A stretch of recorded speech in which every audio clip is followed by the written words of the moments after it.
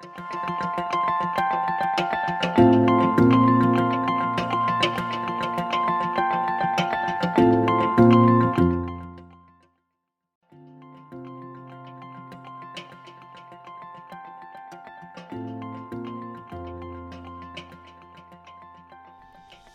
douleur, un balado du réseau québécois de recherche sur la douleur.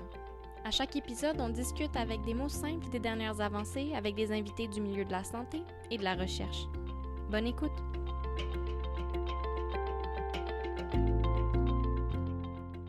Bonjour et bon retour sur la chaîne balado du réseau québécois de recherche sur la douleur, le réseau douleur ou le RQRD. Mon nom est Yulia Toufa, coordonnatrice de recherche au RQRD et j'ai le plaisir aujourd'hui d'accueillir professeur et major retraité Luc Hébert. Aujourd'hui, nous allons un petit peu survoler le programme de recherche du professeur Hébert avec des exemples concrets des études mises en place dans son laboratoire.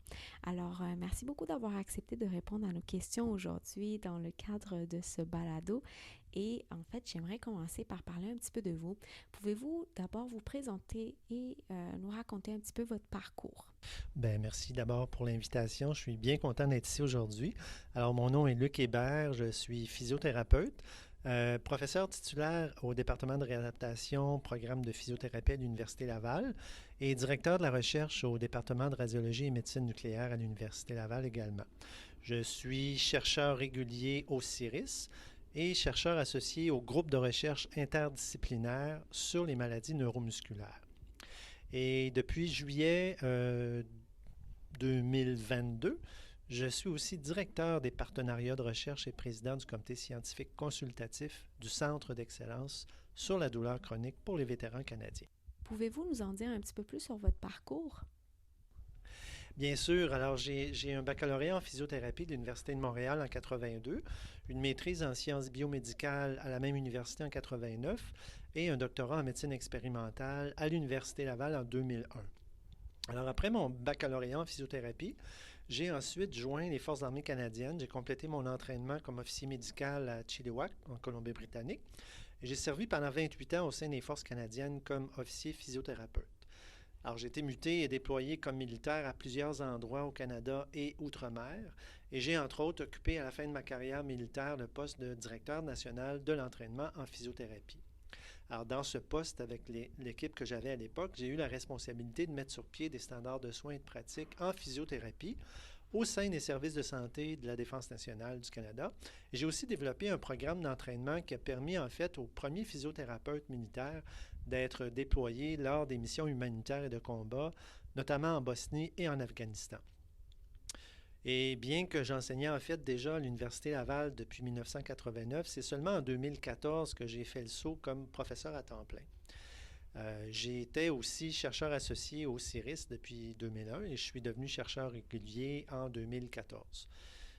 J'ai été aussi impliqué sur de nombreux comités de gestion de la santé et de recherche, entre autres au niveau de l'Ordre professionnel de la physiothérapie du Québec, l'Association québécoise de la physiothérapie, l'Association canadienne de physiothérapie et l'Institut canadien de recherche sur la santé des militaires et des vétérans. C'est tout un parcours, hein? C'est certain qu'on est entre de bonnes mains aujourd'hui.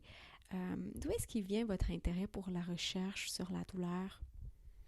Oui, ça c'est intéressant comme question parce que comme chercheur, déjà au sein des Forces armées canadiennes, travaillant avec une population militaire jeune et très active, j'avais déjà un intérêt marqué pour tout ce qui touche les déficiences et les limitations physiques qui affectent la performance fonctionnelle, avec un intérêt marqué pour la fonction musculaire. Puis évidemment, dans ce contexte-là, la variante douleur est une composante majeure et elle l'a été dans tous mes projets de recherche depuis plus de 30 ans. Puis en fait, dans mes études avec les militaires, j'ai vite observé que la douleur est souvent un symptôme qui est banalisé et c'est souvent ce qui les amène à développer des troubles musculo-squelettiques qui vont parfois les empêcher de poursuivre leur carrière. Des troubles musculo-squelettiques qui auraient pu être évités si on avait porté plus d'attention aux symptômes de douleur. Qu'en est-il de votre domaine de recherche? Pouvez-vous nous en dire un petit peu plus sur le domaine de recherche? Oui, en fait, j'ai deux domaines de recherche qui peuvent sembler différents, mais qui sont en fait complémentaires. Le premier vise, dans le fond, à mieux comprendre les mécanismes sous-jacents des pathologies musculo-squelettiques, puis d'identifier les meilleurs marqueurs de ces pathologies pour mieux les traiter. Et le deuxième concerne les problèmes d'accès aux services de réadaptation en temps opportun. Les deux domaines sont en fait liés dans la mesure où le traitement efficace et efficient de plusieurs pathologies neuromusculo-squelettiques dépend en fait du fameux slogan que le ministère de la Santé a commencé à utiliser au Québec plus récemment, puis qu'en réadaptation, on affiche depuis de nombreuses années, c'est-à-dire voir le bon professionnel au bon moment pour le bon problème. Ça peut sembler cliché au départ, mais quand on regarde ça rapidement, mais c'est tout à fait juste. Et en fait, l'augmentation de la prévalence des douleurs chroniques, c'est intimement lié à cette équation. Très intéressant et surtout très utile, je pense. Avec des mots simples, pouvez-vous nous décrire quel est l'objectif de votre programme de recherche? Oui, en fait, mes travaux de recherche portent sur l'évaluation et le traitement des troubles neuromusculo-squelettiques, avec un intérêt marqué, comme je le disais, pour la fonction musculaire, mais aussi le contrôle moteur. Et c'est deux composantes qui sont vraiment influencées par la présence de douleur. Et comme physiothérapeute, bien évidemment, je suis soucieux d'améliorer la qualité des interventions en physiothérapie. Alors, j'ai donc un intérêt en recherche autant pour les aspects diagnostiques que pronostiques des troubles qui sont liés au mouvement et à la fonction physique. Puis en fait, ces troubles du mouvement et de la fonction physique sont souvent responsables de la production de douleur qui finit par devenir chronique justement en raison d'un manque d'accès en temps opportun à des soins. Et ce manque d'accès, bien évidemment, ça me préoccupe beaucoup. Et c'est ce qui m'a amené plus récemment à travailler sur des modèles novateurs d'offres de services en physiothérapie qui sont en dehors du cadre hospitalier conventionnel, ce qui pourrait faire l'objet éventuellement d'une autre entrevue. Oui, ça va certainement me faire plaisir d'en rediscuter à l'avenir. En tant que chercheur à l'Université Laval, je sais que vous avez sûrement plusieurs projets de recherche en cours. Pouvez-vous nous donner un exemple concret de ce qui a été mis en place? Bon, en fait, ce que j'aimerais vous donner comme exemple, c'est une étude complexe qui a déjà été réalisée chez les militaires, mais pour laquelle les retombées, on commence à les mesurer maintenant. Donc, c'est en fait lié à la sous-estimation de la douleur, puis je vous dirais la négation des symptômes de douleur qui ont un impact important sur le développement des troubles musculo-squelettiques. Alors, comme je le disais, même si cette étude-là elle a déjà été complétée, elle est encore d'actualité parce que l'impact de l'étude sur la pratique clinique et les décisions des dirigeants des forces canadiennes s'est manifesté tout récemment. Alors, c'est une étude qui portait sur des travaux de recherche sur la marche avec charge des militaires canadiens. Alors, on sait que les capacités physiques des personnes varient en fonction de leur âge, de leur sexe, leurs données anthropométriques, puis évidemment de leur niveau de forme physique. Mais peu importe le profil de leurs caractéristiques personnelles, jusqu'aux années 2010-2015, pour se qualifier annuellement en termes de conditions physiques, avant d'être déployé pour une mission outre-mer, chaque militaire des forces canadiennes devait obligatoirement compléter et réussir une marche de 13 km en tenue de combat, en transportant leur arme et un sac à dos de 25 kg, 24,5 kg, en moins de 2h26 minutes. Alors, ben oui, c'est long, puis peu importe le profil des caractéristiques personnelles de chaque soldat, qu'on mesure 6 pieds et 5 et qu'on pèse 225 livres, ou 5 pieds et 5 et 165 livres, avant d'être déployé, chaque soldat devait réussir la même tâche. Mais étonnamment, à l'époque, on ne savait rien, ou à peu près rien, de l'impact biomécanique de cette tâche-là et de ses conséquences sur les douleurs et les troubles musculo-squelettiques aux membres inférieurs. Et c'était, en fait, les problèmes de genoux, les douleurs aux genoux, les problèmes pour lesquels la prévalence était plus élevée. On parle d'à peu près 18% de tous les problèmes qui étaient vus en physiothérapie. Donc, de 2005 à 2008, on a réalisé une première étude pour quantifier les exigences musculaires et articulaires durant cette marche-là. Puis l'objectif, c'était de documenter les taux d'utilisation musculaire aux membres inférieurs durant la tâche et les niveaux de douleur et d'effort perçus par les militaires. Donc, pour estimer les exigences mécaniques du transport d'une charge de 24,5 kg pendant la marche, on a utilisé une variable qu'on a appelée le taux d'utilisation musculaire. Alors, c'est simplement, en fait, le rapport de la demande mécanique qui est imposée à un groupe de muscles à un moment donné pendant la marche, par rapport au moment maximal que la personne pourrait développer. Donc, en termes simples, juste pour vous donner un exemple, Un taux d'utilisation musculaire de 50% pour un groupe musculaire spécifique nous indique que la personne utilise la moitié de la capacité maximale de ce groupe musculaire-là pour réaliser la tâche. Donc, à partir du calcul d'à peu près 140 taux d'utilisation musculaire aux membres inférieurs chez une quarantaine de soldats des forces canadiennes qui avaient effectué une marche de routine avec leur sac à dos, on a observé que 25% d'entre eux utilisaient un niveau d'effort qui correspondait à 75% de leur limite maximale, ce qui est nettement important. Et étonnamment, un soldat sur trois atteignait un niveau d'effort qui était proche de ses capacités de force maximale. On parle de taux d'utilisation musculaire de 95%. Alors, pas étonnant que ces gens-là développent des problèmes musculo-squelettiques et des douleurs importantes aux genoux. Ce qui était intéressant avec ces résultats-là aussi, c'est qu'on s'est demandé si la marche forcée de 13 km avec charge était perçue comme étant douloureuse et physiquement exigeante par les soldats. Et on a donc utilisé une échelle visuelle analogue et ce qu'on appelle l'échelle de Borg pour mesurer à chaque kilomètre de la marche la perception du niveau de douleur et du niveau d'effort. Et les résultats ont été assez surprenants. Le score moyen de perception de l'effort lors de la marche variait sur une échelle de 0 à 10.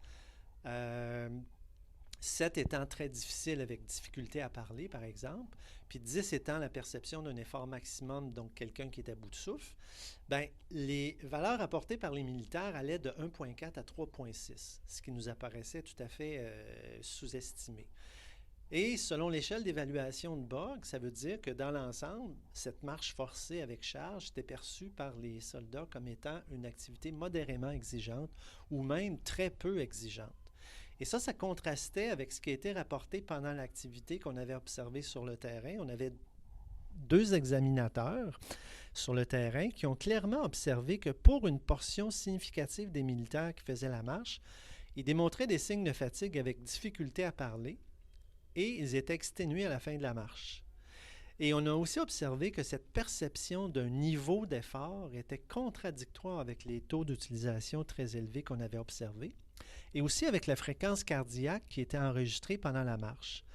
Alors, pour le niveau moyen de douleur perçu, ça variait de 0 à 4,6 à peu près, donc sur 10, donc un niveau de douleur aussi relativement bas.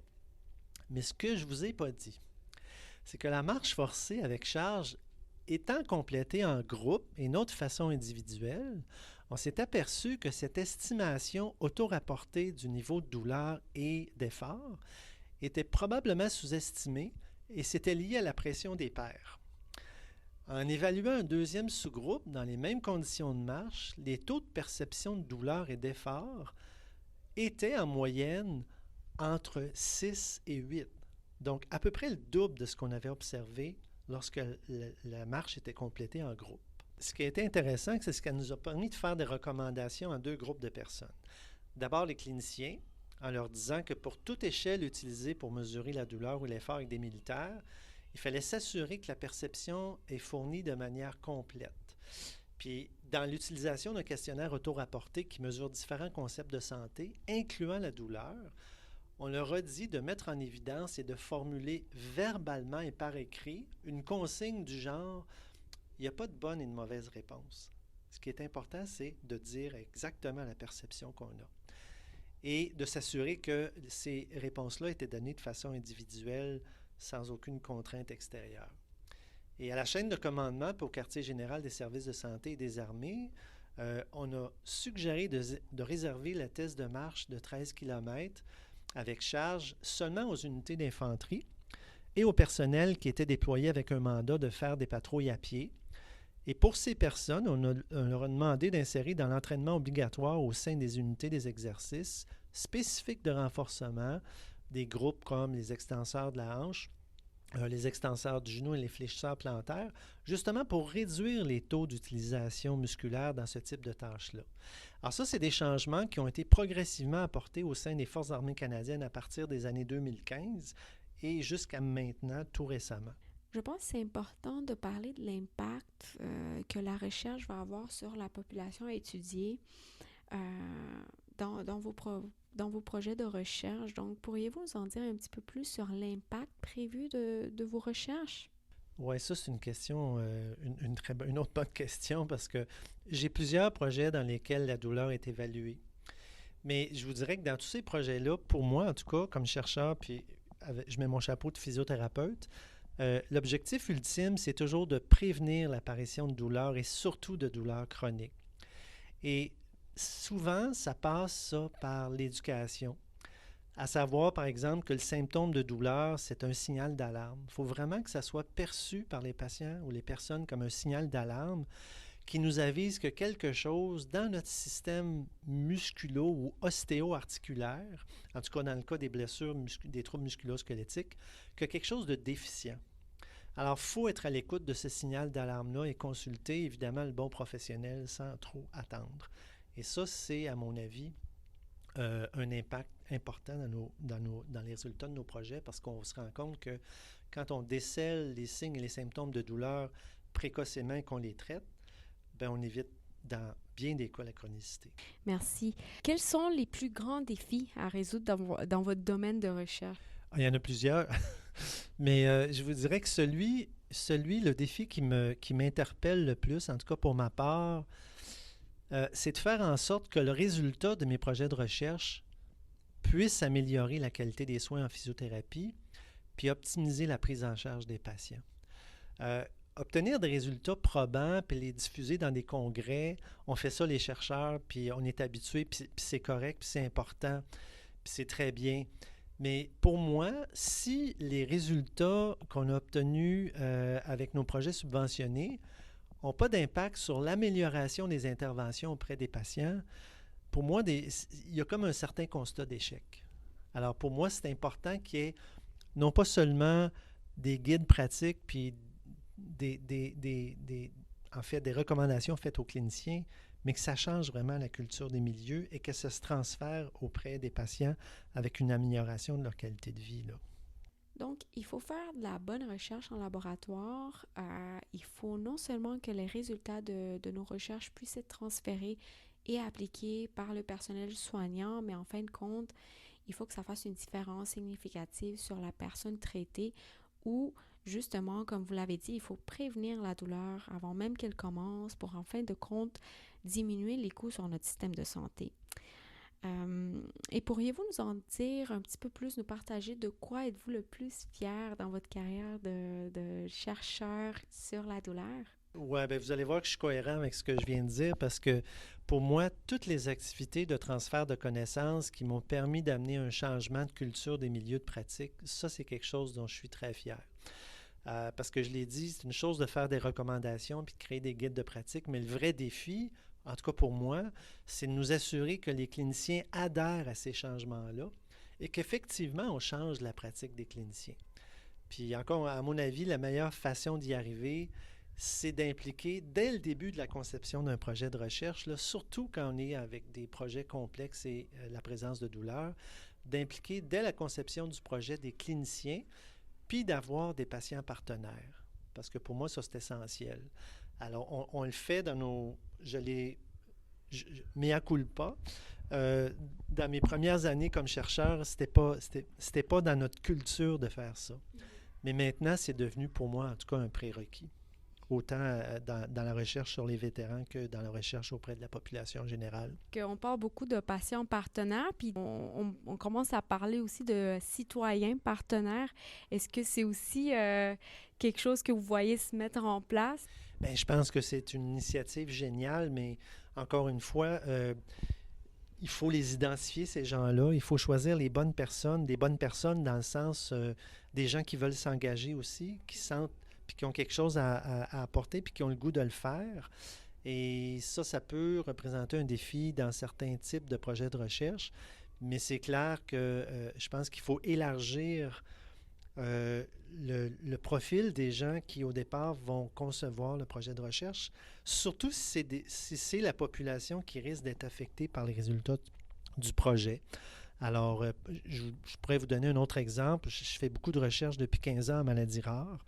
On a beaucoup de maladies orphelines au Québec, principalement dans la région de Saguenay, du Lac-Saint-Jean et de Charlevoix. Et ce concept-là d'avoir des citoyens et des patients partenaires, ça fait longtemps qu'on l'a mis de l'avant. Même dans certains congrès en maladies neuromusculaires, la dernière journée des congrès, elle est réservée aux familles et aux patients. Alors, les familles et les patients et certains citoyens partenaires viennent dans la salle poser leurs questions aux cliniciens et aux chercheurs. Et c'est très ouvert, c'est fait de façon informelle, mais en bout de ligne, c'est ce qui est important parce que ce sont ces gens-là qui vont nourrir les priorités de recherche et il faut les comprendre, il faut bien comprendre où on doit mettre nos efforts et l'argent. Et souvent, c'est eux qui le savent plus que nous. Oui, donc plus on avance, plus on se rend compte qu'il faut impliquer toutes ces personnes qui pourraient être impactées par nos études pour justement avoir un effet significatif à long terme. Alors, je vous remercie beaucoup pour votre temps aujourd'hui et on se retrouve pour un prochain épisode. À bientôt tout le monde! Merci d'avoir écouté Parlons douleur. N'hésitez pas à vous abonner pour ne pas manquer un épisode et à partager le balado avec vos amis. Pour plus d'informations, visitez notre site web rqrd.ca ou encore notre chaîne YouTube en cherchant Réseau québécois de recherche sur la douleur. À la prochaine!